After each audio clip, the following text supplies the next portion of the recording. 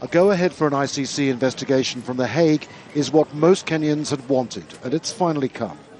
It was the poor living in the most deprived areas who suffered most.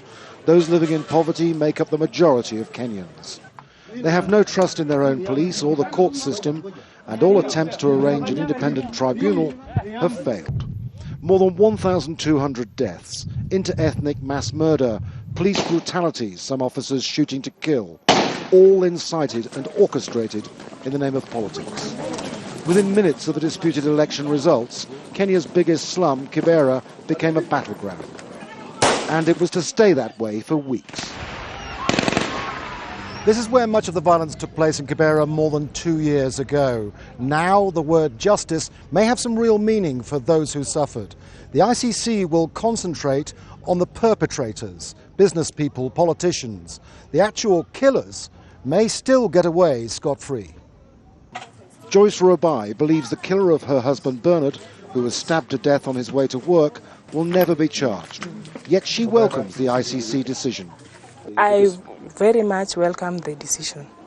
They better even charge the big ones, because these small ones, maybe we cannot get them, all of them. PAMELA, OWINO, whose baby Jacobens died after inhaling tear gas, also welcomes the ICC decision, but believes unless the killers on the ground are caught, there could be more violence in the next elections. So they have to be punished. They have to go in court. When they go in court, each and everybody will notice that we can't do this again. We have to do our elections peacefully.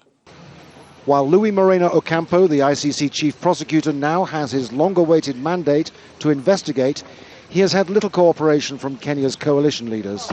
He had to pursue a go-ahead from The Hague because the President and Prime Minister failed to request the ICC's intervention. The long drawn-out process of pursuing justice may have further effects on the disjointed political landscape in Kenya. It's understood serving ministers could be indicted in a list of around 20 people who will be under investigation. The next elections will be in 2012, but Kenya's politicians are already jostling for position. Many believe that if the sort of scenes that caused such suffering more than 2 years ago are to be avoided, then the ICC, known for its long-running cases, will have to act quickly. Andrew Simmons, Al Jazeera, Nairobi, Kenya.